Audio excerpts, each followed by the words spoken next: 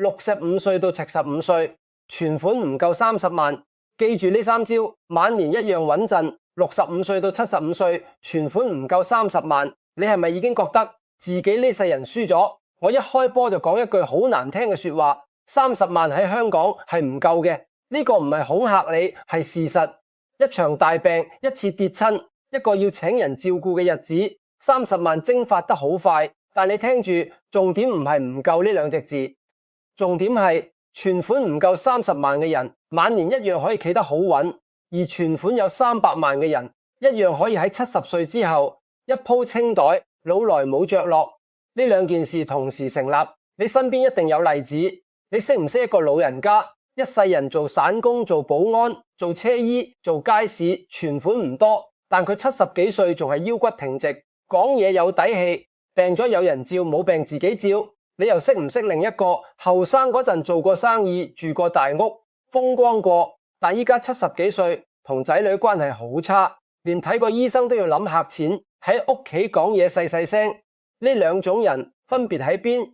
唔係喺個數字，係喺打法。65歲之後，決定你晚年穩唔穩陣嘅，已經唔再係你有幾多錢，而係你嗰啲錢點樣放、點樣守，有冇人可以喺你身上攞走。我知你依家最想聽嘅係咩？你想聽有冇一個方法可以令你嗰20萬變翻100萬？冇，我唔會呃你。你60幾歲，冇一個安全嘅方法可以令你嘅錢短時間內變幾倍。凡係同你講有嘅，唔係想呃你，就係佢自己都唔知自己講緊乜。呢句嘢你今日聽入耳，已經幫你慳翻好多錢。我要講嘅係另一樣嘢。呢個世界上有兩種窮。第一種窮係你手上得嗰幾萬蚊，但你知道呢幾萬點用、幾時用、邊個掂唔到。呢種窮難捱，但你企得穩。第二種窮係你手上有20萬、30萬，但你唔知呢筆錢捱到幾時，唔知幾時會有人嚟攞，唔知自己病嗰日夠唔夠。你日日對住個存摺，心虛。第二種先至係真正嘅窮，因為第一種人係心定嘅，第二種人係心慌嘅。心慌嘅人一定會做錯決定，會亂投資，會被人氹，會為咗面子做啲承擔唔起嘅事。我今日要做嘅就係幫你由第二種變翻第一種。錢嘅性質喺65歲嗰年係會變質嘅。你40歲嗰陣，錢係工具，係用嚟增值，用嚟搏一鋪。嗰陣你輸得起，因為你仲有時間賺翻。但你65歲之後，錢已經唔係增值工具，佢變成兩樣嘢：一續命錢，二尊嚴錢。呢兩樣嘢冇得補倉，輸咗就係輸咗，你冇時間賺翻。所以坊間成日講嗰句退休要有500萬先夠，呢句話唔係講俾你聽嘅，呢句話係講俾40歲、50歲嗰批人聽嘅，係叫佢哋依家開始儲。你65歲先至聽到呢句嘢，除咗俾自己添煩添亂，冇任何用處。你聽完之後只會做兩件事：第一，自責，覺得自己一世人做錯晒；第二，恐慌，一恐慌就容易俾人氹，容易買錯嘢，容易將手上僅有嗰啲錢投去唔應該投嘅地方。我見得最多嘅唔係窮死嘅老人家，係驚到亂咗章，然後真係窮咗嘅老人家。易經有句話叫窮則變，變則通，通則久。好多人解錯呢句，以為係叫你窮嘅時候要諗計搵錢。唔係，呢句話真正嘅意思係當一條路行到盡頭，你要變嘅係路，唔係行得快啲。你65歲，存款30萬以下，靠儲蓄過世呢條路係行到盡頭嘅。你唔可能靠再儲10萬8萬去改變晚年，所以你要變嘅唔係儲得快啲，而係轉一種完全唔同嘅打法，由累積變成防守，由加多啲變成唔俾人攞走。呢個就係我今日要講嘅3招。我講明先，呢3招唔會令你發達，唔會令你變翻有錢人。我唔會呃你，呢3招嘅目的係令你去到最老嗰陣依然有得食，有得醫，講嘢有人聽，企喺屋企有位置。呢個叫穩陣。穩陣同有錢係兩件事嚟。好多老人家一世人搞錯咗呢兩樣嘢，追咗一世錢，追唔到，然後覺得自己失敗。其實你要嘅由頭到尾都唔係錢，係穩陣。好，入正題。第一招，30萬唔可以當一嚿嘢睇，要拆成3筆。呢個係最多人做錯嘅一件事。你戶口入面有20萬、30萬，你睇存摺嗰陣睇到嘅係一個數字，你腦入面諗嘅係我仲有30萬，錯就錯喺呢度。因為當你將佢當成一嚿嘢睇嗰陣，你就會不停咁喺呢嚿嘢入面攞。今日孫仔生日攞2000，下個月親戚擺酒攞3000，仔女話生意周轉攞5萬。每一次你都覺得我仲有嘛？但你有冇計過呢個數係得減冇加嘅？你65歲之後，絕大部分人係冇新錢入嚟嘅。老人金生果金得嗰幾千蚊，只夠日常。你戶口嗰個數係一個只會向下走嘅數，你每攞一次都係喺你剩翻嘅日子入面攞走一段時間。所以第一件事，你今日聽完呢條片就要做，將你手上嗰筆錢喺你個腦入面喺張紙上面分成3份，分開3個戶口就最好。分唔到，起碼喺心入面分清楚。第一份叫救命錢，呢筆錢係專門用嚟俾你入院做手術、買藥、請人照顧你嗰陣用嘅。呢筆錢除咗你自己條命，乜嘢都唔可以喐佢。我講真嘅，就算你個仔跪喺你面前，就算你女喊住同你講佢會死，呢筆錢都唔可以喐。點解我講到咁絕？因為我見過太多，一個老人家手上有10幾萬救命錢，個仔生意周轉唔到，揾佢攞，佢俾咗之後，佢自己中風要入私家，要請看護，冇錢。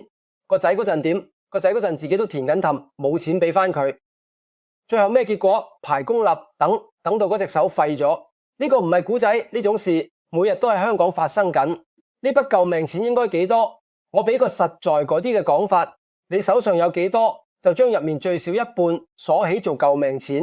你有30萬，起碼15萬唔可以喐；你有10萬，起碼5萬唔可以喐。呢筆錢唔係用嚟賺息嘅，唔好攞去買咩基金、保險、理財，唔好聽信呢個回報高啲。你要嘅係隨時攞得到，唔會蝕本，唔會被鎖住，放定期都得，放平安紙下面都得。最緊要係你病嗰日呢筆錢喺度。第二份叫日常錢，呢筆係你每個月食飯、交租、搭車、買日用品嘅錢。呢筆錢要計得好清楚。我建議你做一件好悶但係好有用嘅事，拎張紙寫低你上個月每一樣使咗嘅錢，唔好靠估。好多老人家以為自己一個月使3000，計出嚟其實係4500，差嗰1500蚊，一年就係18000蚊，10年就係18萬。你唔計，你就唔知你嗰筆錢實際上捱到幾時。計完之後，你會有一個好清晰嘅數。我手上呢筆日常錢可以捱幾多個月？呢個數你要知，因為知道咗，你先至可以做決定，係咪要慳邊度，使唔使揾份輕鬆工，要唔要申請援助？唔知呢個數嘅人，永遠都係喺度驚，但係驚極都唔知驚咩？驚咗又唔識做嘢。呢度我要講多句，香港有唔少長者福利、綜援長生津、醫療費用減免、社區照顧服務，好多老人家係唔申請嘅。點解？2個字面子，覺得攞政府錢好似乞衣咁。我想同你講，你一世人交稅、做嘢、供樓、養仔女，呢啲係你應得嘅。唔攞唔係骨氣，係蝕底。你唔攞，你嗰筆救命錢就要提早用，你就要提早向仔女伸手。你話邊樣冇面啲？第3份，我叫佢做面錢。呢筆錢係你用嚟封利是、擺酒、請仔女食飯、買禮物俾孫仔嘅錢。好多人聽到呢度會覺得，大師，我都窮到咁，仲講咩面錢？我要好認真咁同你講，面錢好緊要。人老咗，如果連封個利是都封唔起，連請個仔食餐飯都要諗，你喺個家入面嘅位置係會跌嘅。呢個唔係人情冷暖嘅問題，呢個係人性。但重點喺後面，面錢要有，但面錢要有上限。我見過最慘嘅老人家，唔係冇面錢嗰啲，係將救命錢當面錢使嗰啲。我講個情況你聽，有個伯伯退休前係做地盤嘅，手停口停一世人，老來得返20幾萬。個孫仔結婚，佢一心諗住要威，唔想被親戚睇小，封咗個好大嘅利是，又擺埋幾圍酒，一次過去咗成700萬。當時全場人讚佢，話呢個公公好有心。佢個心口暖粒粒，之後佢個心臟出事要做手術，私家做要成20幾萬，佢冇，排公立排到唔知幾時。等嘅期間，佢喺屋企病咗2次，第2次入到去已經遲咗。呢個伯伯臨走前講咗一句嘢，佢話嗰晚啲人讚我，讚咗1晚，之後嗰啲苦我一個人食。我一直記住呢句嘢，所以面錢點樣定上限？我俾你一個好簡單嘅規矩，面錢1年嘅總額唔好超過你日常錢2個月嘅開支，即係話你1個月使4000，你1年用嚟封利是、擺酒、請食飯，總共唔好超過8000，一年8000點分你自己話事。呢個數聽落好緊，係緊，但緊有緊嘅好處。當你知道你1年得8000，你就會好識揀。你唔會見親人就封，你會分得清邊個真係要對佢好，邊個只係嚟撩嘅。錢緊反而令你睇清楚啲人，呢個係好處嚟嘅。易經講節亨，苦節不可精。節制係好事，但節制到自己好痛苦就手唔長。所以我唔叫你1毫子都唔使，我叫你設個上限，喺上限入面隨你點威，有得使，但使得清楚。第一招講完，總結一句：30萬唔係一嚿嘢，佢係3筆嘢，救命錢唔喐，日常錢要計清楚，面錢要有上限。你單單做好呢一招，你已經贏咗一半嘅同齡人。好，第二招，呢一招最痛，我要講重口啲。第二招，65歲之後唔好再幫仔女填氹。我知呢句嘢一講出嚟，好多人會唔舒服，有人會即刻話：大師你唔明，佢係我個仔嚟噶。我明，正因為我明，我先至要講。我先講一個好殘忍嘅事實，呢個唔係一個意見，係一條睇得出嘅規律。65歲之後，你借出去嘅錢，絕大部分係收唔返嘅。呢個唔係話你仔女壞，唔係話佢哋全心呃你。我要講清楚呢一點，因為好多老人家聽到呢度會即刻護住仔女話：我個仔唔係咁嘅人。問題唔係人品，問題係時間。你個仔中年，佢話借5萬，好快還，佢係真心想還嘅。但呢段時間會發生咩事？可能佢個女要交學費，可能佢公司裁員，可能佢又要換車，可能佢老婆要生。人到中年個氹係一個接一個嘅，佢每次都想還，但每次都有更急嘅嘢，於是筆錢就一路拖，一路拖，拖到你真係老，到你真係要用嗰陣，你開唔到口。點解開唔到口？因為你一開口，個仔會覺得你逼佢，兩父子就會嗌交。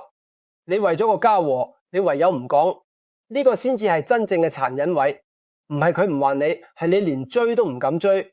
所以我講收唔返，唔係話佢一定唔還，係話呢筆錢喺你嘅計劃入面，你要當佢冇咗。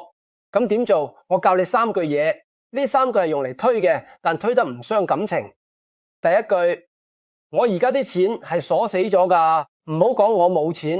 你講冇錢，佢唔會信，因為佢知你有。你講鎖死咗，呢個係一個制度性嘅講法，唔係你唔肯，係攞唔到。你可以話我啲錢入咗定期，拆咗要蝕好多息，或者話我啲錢係留住睇病嗰筆，醫生叫我唔好喐。呢個講法嘅好處係你冇拒絕佢，你只係話呢個唔喺我話事範圍，冇人可以嬲一個制度。第二句，你講俾我聽，你點解決，唔係點問我攞。呢句好重要。當仔女嚟揾你攞錢，你唔好第一時間講錢，你講坐低，你話俾我知件事點嚟嘅，你打算點解決？9成幾嘅情況佢答唔出，因為佢嚟揾你就係因為佢冇計。當佢答唔出嗰陣，你就講咁我哋一齊諗下，仲有咩方法？你一講一齊諗方法，你就由提款機變返老豆。呢個位置嘅轉變好緊要。你俾錢，你係提款機，你陪佢諗計，你係長輩。提款機用完就冇價值，長輩係一世都有價值嘅。第3句，我可以幫，但唔係用錢。你可以幫佢湊仔，可以幫佢煮飯，可以幫佢睇鋪頭，可以幫佢介紹人。呢啲幫忙係真幫忙，而且唔會蝕本。好多老人家以為自己冇錢就冇用，錯。你有時間，你有經驗，你有人脈，你有一雙手，呢啲嘢對一個40歲被生活壓住嘅中年人嚟講，有時比5萬蚊更加有用。講到呢度，我要引一句《論語》，孔子講孝講過一句好耐人尋味嘅話：父母為其疾之憂。大部分人解呢句係話做仔女嘅要令父母只需要擔心你嘅身體，唔使擔心第二啲嘢。即係話一個真正孝順嘅仔女係唔會攞嘢煩父母嘅。我要反過嚟講，一個開口向你攞棺材本嘅仔女，佢當刻嘅心已經唔係喺孝嗰邊。我唔係話佢壞，人到中年壓力大係會慌嘅，慌起上嚟就會伸手向最容易嘅地方攞。父母就係最容易嗰個地方，因為父母唔會拒絕。但你要明白一件事，你今次俾咗，佢下次仲會嚟，而且下次個數會大啲。點解？因為你已經證明咗你會俾。人係咁㗎，一扇門推得開一次，佢就會推第二次。我見過最多嘅結局係咁嘅，老人家掏空咗自己，幫個仔填咗個氹，以為咁樣就換到晚年有人照顧。結果人老咗，錢冇咗，個仔嗰邊一樣過得唔好，更加冇餘力照顧佢。老人家最後兩頭唔到岸，冇錢又冇人。我要好清楚咁講一句，錢係買唔到孝順嘅。你俾晒錢佢，佢唔會因為咁而孝順你，真係孝順你嘅。你唔俾錢佢一樣孝順你。呢個道理好多老人家用一世人去試，試到最後一分錢冇晒先至明。我唔想你行呢條路。仲有一種情況我要特別講，如果你個仔女係做生意或者係賭或者係欠財仔數，咁你更加一毫子都唔可以掂。點解？因為呢啲氹係無底嘅，生意周轉唔到嘅人唔會周轉一次就掂，賭嘅人唔會贏翻一次就收手，欠財仔嘅人你還咗呢間，佢會借第二間。你嗰10萬8萬掉落去，連個響都聽唔到。而最恐怖嘅係第二步，當佢知道你肯出錢，佢會叫你做擔保，或者叫你用層樓做抵押。到嗰個時候，你唔係蝕錢，你係連個住處都冇埋。有老人家老到行唔喐，俾人趕出街，就係因為當年簽咗個名。仲有一種情況，我要專登講，因為好多老人家喺呢度中招，就係唔係個仔嚟問你攞，係新抱嚟講，或者係個仔講，但你聽得出把口係新抱嘅。呢種情況你要格外小心，唔係話新抱一定唔好，我唔係嗰種挑撥人哋家宅嘅人，但你要明白一個現實，對住你嘅錢，個仔多多少少有份情，新抱嗰邊對你嗰筆錢係冇情嘅，佢睇到嘅係一個數。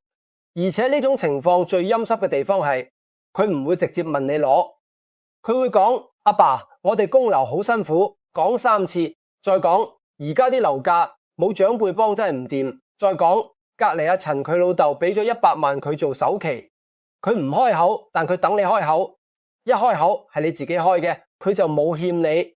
之後你想追，你連個追嘅位都冇，因為佢從來冇問你借過。我教你點應付呢種。你聽到呢啲說話，你唔好接，亦都唔好扮聽唔到，你就好平淡咁答一句：係啊，而家啲後生真係辛苦。講完就轉話題，呢句嘢好緊要。你認同咗佢辛苦，你冇冷淡佢，但你完全冇接落去。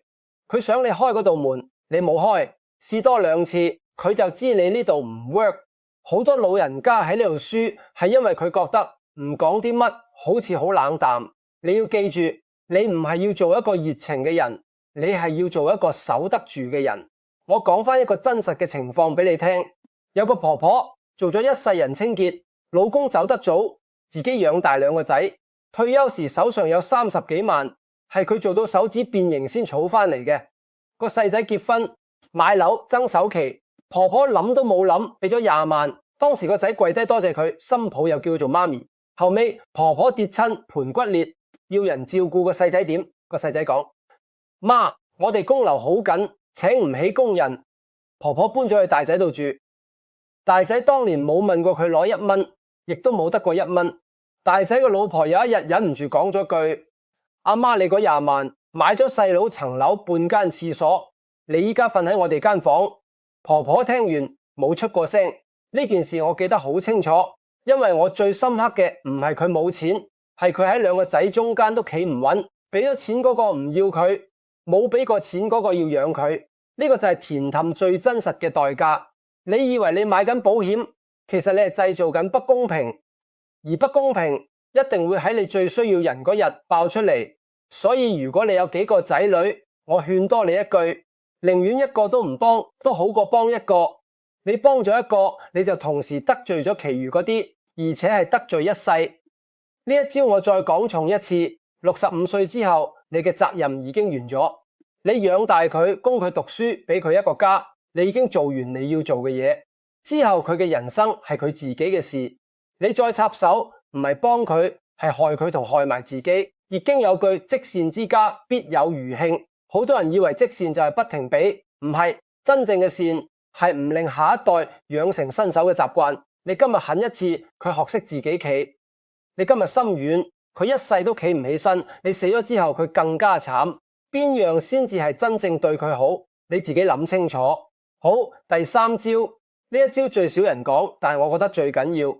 第三招，要養住有人需要你呢件事。我先問你一條問題，你估晚年最大嘅開支係咩？好多人答醫藥費，呢個係其中一樣，但唔係最大。真正嘅答案係孤獨。孤獨係要用錢嚟填嘅，而且填嘅價錢好貴。我講俾你聽，孤獨點樣掏空一個老人家。第一種係買嘢，一個人喺屋企冇人傾偈就會開電視，電視有廣告，有賣保健品、賣按摩椅、賣咩磁療枕頭。個推銷員好有禮貌，叫你阿伯阿姨坐低同你傾，傾完你唔好意思唔買。你唔係買緊嗰件貨，你係買緊嗰陣有人同你講嘢。我見過一個婆婆，間屋入面成10幾樽保健品，一樽1000幾蚊，買咗好耐。佢個女發現嗰陣已經去咗成10幾萬，個女鬧佢，佢先講咗一句：佢哋成日打嚟問候我。你呢？呢句嘢我聽到嗰陣心口一寒。第二種係被騙，呢個更加狠。依家啲騙案唔係一嚟就攞錢嘅，佢會同你做朋友，慢慢嚟同你飲茶，幫你買餸，叫你做契爺契媽。等你當佢係自己人嗰陣，先至講投資、講借錢、講幫佢周轉。點解老人家會中？唔係蠢，係因為嗰段時間佢係全世界唯一一個關心你嘅人。你唔係信佢個投資，你係信呢段關係。第三種係亂咁投資，一個人得閒又驚錢唔夠，就會走去搞埋啲自己唔識嘅嘢，買股票，買咩虛擬貨幣，聽人講邊指會升。呢個唔係貪，呢個係焦慮。焦慮嘅人係唔會做正確決定嘅。所以你見到冇？呢三種掏空個根都係同一個。你身邊冇人需要你，你嘅時間冇地方放，你個心係空嘅，個心一空，錢就會流出去。咁點做？答案唔係多啲同人交往呢種行貨話。我講實在嘅，你要有一樣嘢係人哋要揾你先做得到嘅。呢樣嘢可以好細，我舉幾個真係見過嘅例子。有個伯伯一世人做車房，退休之後，成條街嘅人架單車、架電單車有咩問題都揾佢。佢唔收錢或者收少少，佢屋企日日有人上嚟。佢老咗冇乜錢，但佢好精神，講嘢中氣十足。點解？因為佢每日都俾人需要。有個婆婆識得車衫，街坊改褲腳、車拉筋都揾佢。佢收20蚊、30蚊，呢啲錢唔多，但重點唔係錢，重點係佢有一個位置。佢病咗嗰陣，成條街嘅人知道，有人上嚟睇佢，有人買嘢俾佢。呢個叫實惠補扁，呢個係錢買唔到嘅。有個阿叔咩手藝都冇，但佢識路，佢喺個屋苑做義工，帶新搬入嚟嘅人熟悉環境，教人點搭車，邊間診所好。做落嚟全屋苑都識佢。佢話：我唔係做義工，我係喺度買朋友，唔使錢嗰隻。呢句嘢講得好抵死，但係好啱。所以我講嘅被需要，唔係要你去做大事，唔係要你去揾錢，係要你揾翻一個角色。喺呢個角色入面，你係有用嘅，有用嘅人唔會被當成負擔。呢個係好核心嘅一句嘢。我再講多次，有用嘅人唔會被當成負擔。好多老人家怕自己成為仔女嘅負擔，但你要明，負擔呢兩隻字唔係由你有幾多錢決定嘅，係由你喺呢個家入面仲有冇功能決定嘅。一個好老冇錢，但識煮飯、識湊孫、識講道理，有人肯揾佢傾偈嘅老人家，佢唔係負擔。一個好老有100萬，但成日發脾氣，乜都唔做，日日話自己冇用嘅老人家，佢係負擔。錢冇分別，分別喺功能。我要引大學一句：德者本也，財者沒也。好多人解呢句，以為係話錢唔重要，唔係咁解。呢句話講嘅係先後一個人企唔企得穩，個根係喺德，喺你係一個點樣嘅人，喺人哋點樣睇你。錢係枝葉，係跟住個根出嚟嘅。你根爛咗，你有幾多枝葉都冇用，一陣風就冧。你根穩，就算枝葉唔多，你都倒唔到。呢句話用喺晚年係最貼切嘅。你存款唔夠30萬，你嘅枝葉係唔多，但如果你嘅根係穩，你有手藝、有人緣、有人需要你，你講嘢有人聽，你倒唔到。反過嚟，有啲人有300萬，但根爛咗，同仔女反面，朋友都得罪晒，成日鬧人乜都唔做，呢啲人300萬撐到幾耐？一場病，一次被騙，一次被仔女攞走就冇晒。所以第3招我要你做嘅係，由今日開始揾一樣嘢係人哋要揾你先做得到嘅。你識煮餸就煮多2餐俾隔離，你識執嘢就幫人執，你識講古仔就去中心講，你乜都唔識，你行得你就幫行唔到嘅人買嘢，呢啲嘢1分錢都唔使，但佢係你晚年最貴嘅資產。我知有啲睇緊呢條片嘅朋友唔係喺香港，你可能喺加拿大、喺澳洲、喺英國、喺美國，跟住仔女移咗民。我要特別同你哋講幾句，因為你哋嘅處境更加難喺你冇咗成個網。喺香港，你落樓下有街坊，飲茶有相熟嘅樓面，睇醫生識講嘢。你去到外國，呢啲全部冇晒，你可能連問路都問唔到，於是你嘅世界就剩翻你間屋同埋你仔女。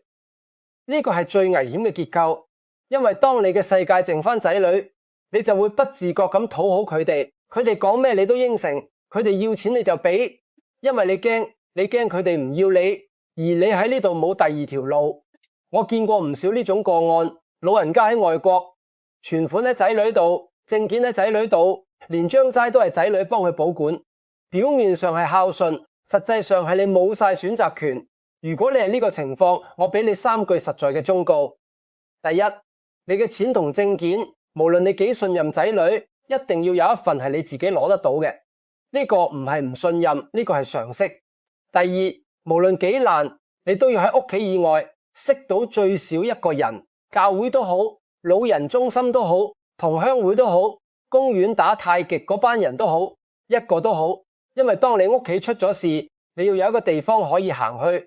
第三，唔好因為語言唔通就唔出街，你唔使講到好靚，你識講早晨，識笑，識點頭已經夠。人同人之間好多嘢唔係靠語言嘅。我講翻個核心，無論你喺香港定係喺外國，道理係一樣嘅。你唔可以將你晚年嘅全部壓喺一個人身上，壓喺一個人身上，你就冇咗議價能力，你就會由一個長輩變成一個要睇人面色嘅人。好，講翻實際，如果你聽到呢度覺得我咩都唔識，我點揾個角色？我要拆穿你一件事，唔係你咩都唔識，係你將有用諗得太大。你以為有用係指幫到人賺錢，幫到人解決大事，唔係。喺呢個年紀最矜貴嘅有用係另外3樣嘢，而呢3樣嘢後生仔冇。第一樣係你有時間，全世界最缺嘅就係時間。你個仔要開工，你新抱要湊仔，佢哋日日趕，你唔趕，你肯坐低聽人講半日話，呢樣嘢喺市面上係買唔到嘅。第二樣係你見過人做生意做冧，見過夫妻爭錢反面，見過細路唔讀書之後點？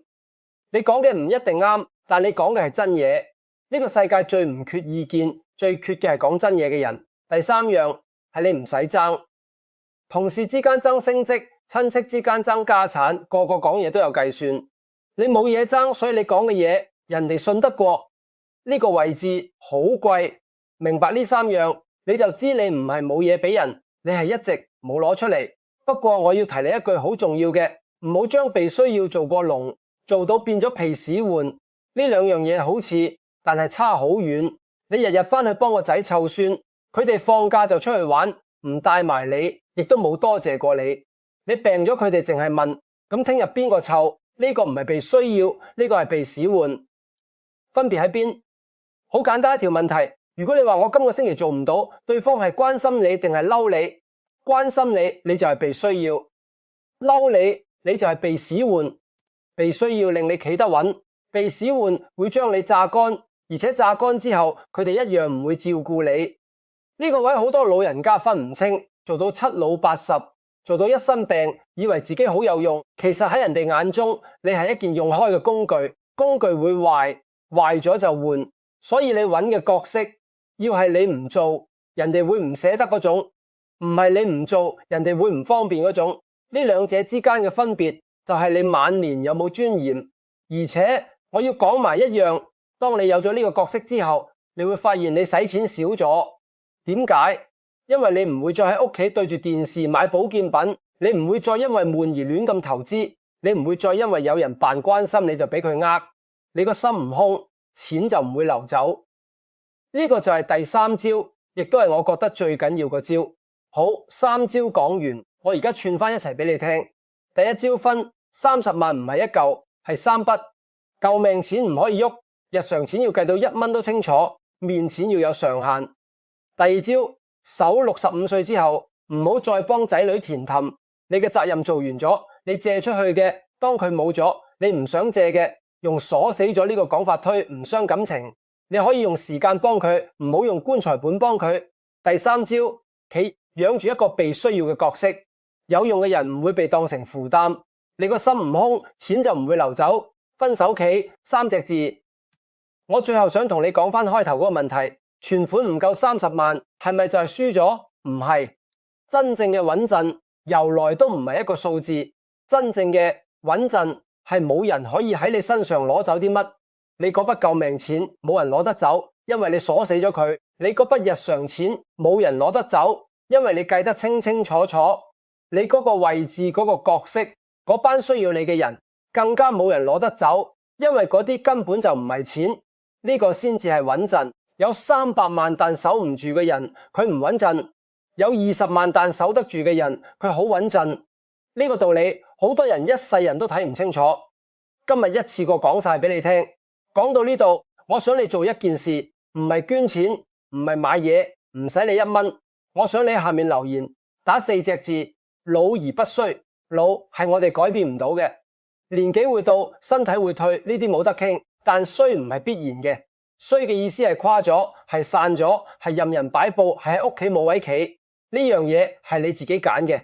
存款唔夠30萬，唔代表你要衰。分得清，守得住，企得穩，你一樣可以老而不衰。呢4隻字唔係口號，你打得出嚟，係你今日同自己講嘅一句說話。我會老，但我唔會誇，我會逐條留言睇。最後我想講一句真心話，你今日肯坐喺度聽一個陌生人講咁悶嘅嘢，講分錢，講點拒絕仔女，講點揾翻個角色，單係呢件事已經證明咗一樣嘢，你仲肯為自己諗。好多同你差唔多年紀嘅人已經唔肯諗啦，佢哋覺得到咗呢個年紀認命就算，佢哋唔會睇呢啲片，佢哋淨係睇啲搞笑嘅麻醉自己嘅。你唔同，你揀咗一條難行啲嘅路，面對自己嘅數字，面對自己嘅家事，面對自己老咗呢件事，呢種人唔多。如果你係呢種人，我想你留低，撳個訂閱係一個記認，話俾我知呢度仲有一個唔肯認命嘅人。我呢度講嘅嘢大部分都係唔中聽嘅，講點樣拒絕仔女，講點樣同親戚計數，講點樣喺60幾歲重新企穩。有啲人聽完會鬧我涼薄，但我唔想講啲聽落舒服，聽完冇用嘅嘢。你到咗呢個年紀，冇時間再聽假嘢。所以如果你覺得今日呢番說話有一句半句係講到你心入面，撳訂閱同埋個鐘，我唔會日日出片，但我出嘅每一條都係我覺得有人真係需要聽先至出。我哋下條片再傾，你保重。各位朋友大家好，今日同大家見面，心裏面真係覺得特別高興，亦都特別踏實。歡迎大家再次嚟到文峰智慧講堂，同我一齊傾下嗰啲藏喺我哋日常生活入面卻經常被我哋忽略嘅天地智慧。講真，今日一坐低就特別想問大家一個非常貼心嘅問題。琴晚你瞓得好嗎？你係咪都同好多人一樣，每晚瞓喺床上面閂埋對眼，腦入面卻仲好似放電影咁轉緊白日嗰啲繁雜物事、工作嘅壓力、人情世故嘅煩惱，然後迷迷糊糊咁瞓去，醒嚟嘅時候感覺自己好似喺夢入面忙碌咗成晚，游下對眼卻又乜都諗唔翻起。其實喺幾十年嘅睇盤同睇風水生涯入面，經常有園主嚟問我話：大師，我每晚都做各種奇奇怪怪嘅夢，呢個係咪代表我身體唔好，或者係我最近嘅運氣要變差啦？每當遇到咁樣嘅疑問，文峰總係會笑住拍拍佢哋嘅膊頭，安慰佢哋話：先唔好急，亦唔好慌。我哋每個人每晚都會做夢，喺我哋傳統嘅國學、中醫以及玄學智慧入面，夢境絕對唔係冇意義嘅胡思亂想，更唔係乜嘢衰嘢。恰恰相反，喺我哋熟睡嘅時候，我哋大腦嘅理性思維暫時休息咗，但我哋身體入面嘅靈性磁場同我哋嘅潛意識反而是最活躍、最純正嘅時候。呢個時候夢境就成咗一座橋班，成咗我哋同天地能量，甚至係先人神明溝通嘅信號接收器。古人常說，人有靈性，夜夢天機。喺周公解夢同我哋傳統嘅玄學睇，係入面有3種夢境，是極其罕見且吉祥嘅天意預兆。如果你最近都夢到